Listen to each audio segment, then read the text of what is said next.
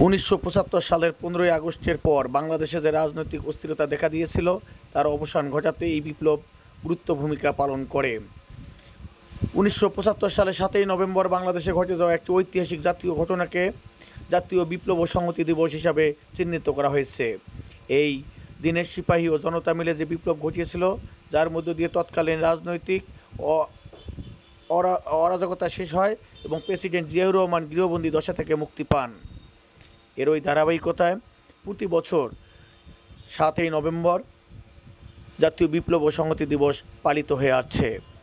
এর ওই ধারাবাহিকতায় কুড়িগ্রাম জেলার রাজারহাট উপজেলায় এবারে জাতীয় বিপ্লব ও সংহতি দিবসে একটি র্যালি বিএনপির আয়োজনে রাজারহাট উপজেলার বিভিন্ন সড়ক প্রদক্ষিণ করেছে। এরপর